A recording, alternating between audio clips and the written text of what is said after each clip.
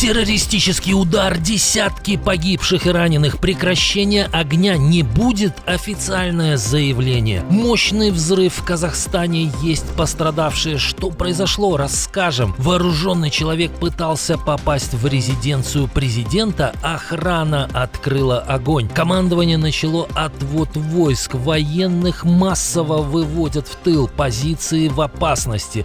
Пропагандисты заявляют о потере территорий. Досмотрите. Удар в спину Путину. Бывший союзник может разместить у себя западные войска.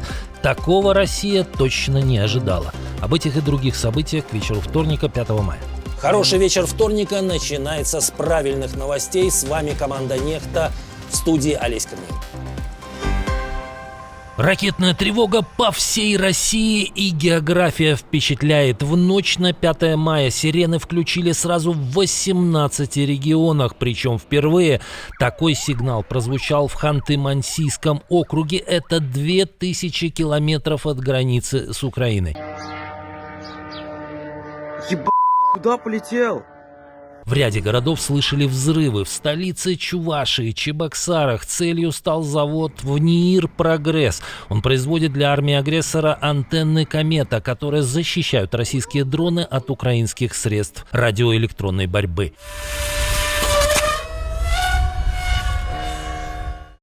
Наши дальнобойные санкции продолжают вполне справедливо действовать в ответ на российские удары. Прошлой ночью были боевые пуски крылатых ракет F-5 «Фламинго» в рамках операции вооруженных сил Deep Strike по нескольким целям противника. Россия должна заканчивать свою войну и переходить к реальной дипломатии. Мы свое предложение сделали. В Ленинградской области после налета беспилотников загорелся один из крупнейших в стране нефтеперерабатывающих заводов Киришинефти-Оргсинтез. Российские военные снова отступают. Наемники из африканского корпуса в Мали оставили очередной город. Это уже третий подряд. После Кидаля и Тессалита российские части начали уходить из Агельхока. Об этом пишет Le Monde. По данным этого французского издания, этим утром лагерь покинули десятки машин. Речь идет о серьезной группировке. До конца апреля в городе находилось около 100 российских бойцов и до 400 солдат местной военной хунты. Теперь колонны стягиваются южнее, в сторону Анефиса, причем примерно в 200 километрах. По данным источников, вывод происходит в рамках соглашения с повстанцами. Проще говоря, те позволили россиянам уйти без боя. США снова стреляли вблизи от президента. В центре американской столицы открыли огонь недалеко от Белого дома. Инцидент произошел у монумента Вашингтона. Один человек ранен. Его подстрелили сотрудники правоохранительных органов. Было ли это направлено против президента или нет, я не знаю. Но мы это выясним. Белый дом на время закрыли, журналистов срочно увели внутрь, но Дональд Трамп не остановился. Он продолжил выступление перед бизнесменами прямо во время инцидента.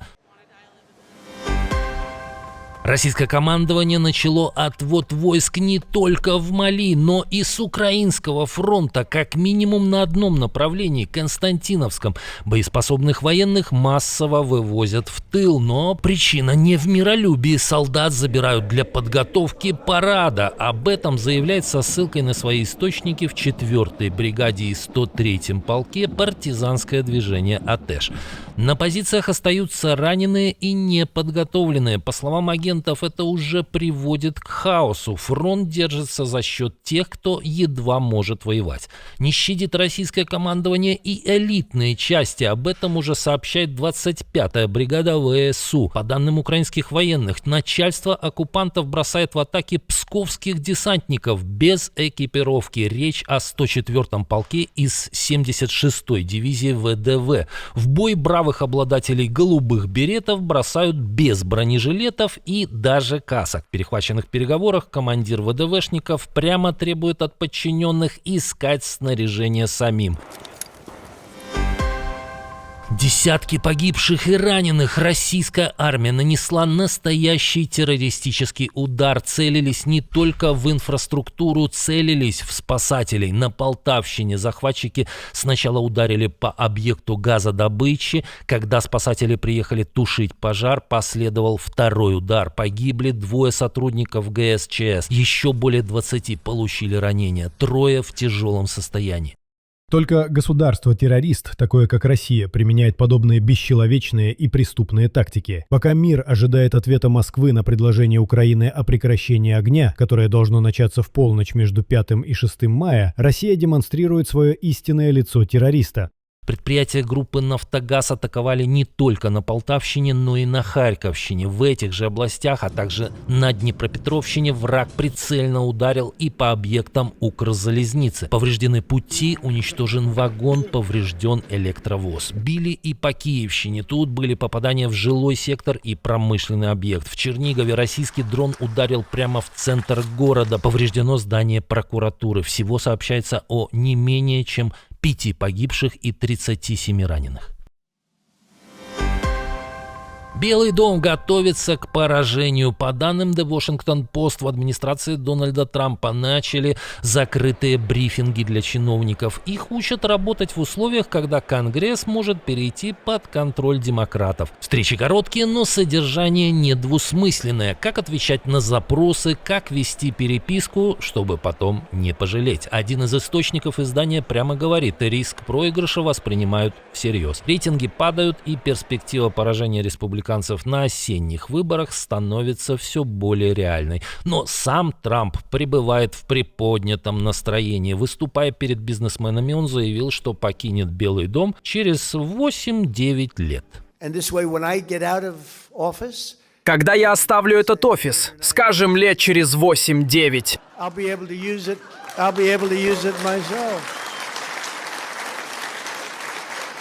Шутка или не очень, как думаете?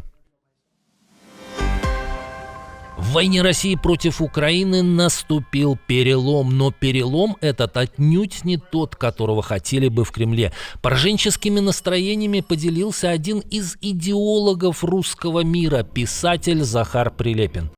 Мы не зайдем в Славянск, не поставим там флаг в центре города. Обстоятельства изменились. В последние месяцы Украина достигла ощутимого преимущества в птицах, беспилотниках, и мы начали терять территорию. Z-писатель признает, цели Кремля резко сузились, и речь уже не идет о заявленных некогда демилитаризации и денацификации, а хотя бы о Донбассе. Но даже эти задачи, как утверждает путинский фаворит, сейчас выглядят почти недостижимыми. Если у нас нет некоего тайного плана, то при сохранении текущих тенденций мы начнем зримо проигрывать Украине. Неужели до них начинает доходить? Десятки погибших и раненых в результате взрывов в Китае. Причиной катастрофы стало то, что должно служить для создания праздничной атмосферы.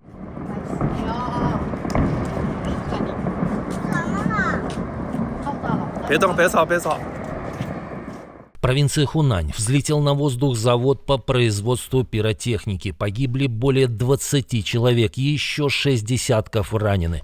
На место отправили около 500 спасателей. Под завалами могли оставаться люди. Взрыв прогремел и в Казахстане, и это тоже произошло на заводе. Речь идет о предприятии «Казцинк» в Усть-Каменогорске. Есть пострадавшие. По предварительной информации, как минимум 4 человека доставили в больницу. Местные жители говорят о мощной волне. В соседних домах выбило окна, а пламя было видно издалека. Как заявили в МЧС, взорвалось пылеулавливающее оборудование, после чего начался пожар и частичное обрушение. Президент Франции спелся с премьером Армении, причем буквально во время неформальной части большого саммита западных лидеров в Ереване. Эммануэль Макрон спел песню под аккомпанемент ударников Никола Пашиняна.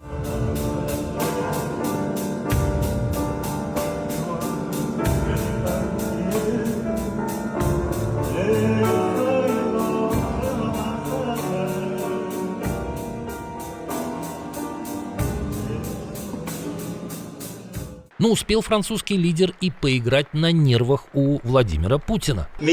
На армянской территории все еще находится 4000 российских солдат и более 1000 пограничников, поэтому Европа должна помочь этой стране обеспечить безопасность своих границ более независимо. Кремлевский стратег развязал войну, чтобы в НАТО не попала Украина, но, судя по намеку Макрона, западные солдаты могут появиться совсем с другой стороны. Я русский, я из Санкт-Петербурга. Интересно, почему вы сегодня пришли? Слава России, слава Владимиру Путину. Ни шагу назад. Вперед, Владимир Путин. Заниматься победобесием в Европе в этом году будет сложнее. Власти Берлина задают новые правила проведения майских акций. Как сообщает Берлинен Моргенпост, на этот раз под запрет попадает не только символика СССР, но и России и лукашенковской Беларуси. Нельзя будет использовать буквы Z и В, георгиевские ленты, военную форму и даже российские военные песни. Запрещены и изображения лидеров этих стран. Украинская символика при этом разрешена. Власти объясняют, это нужно, чтобы избежать конфликтов на фоне войны России против Украины. В прошлом году суд уже поддержал похожие меры. Но сторонники агрессии тогда бахвалились тем, какими способами обошли решение немецких властей. Сейчас по Берлину ходят. И так как там запретили георгиевские ленты, наши девочки умудрились на белой ленточке написать: «Я георгиевская лента, меня запрещают». Всегда удивляет, что эти сторонники Путина и Сталина делают в Германии. Есть версия? Спасибо, что досмотрели до конца. Увидимся уже утром.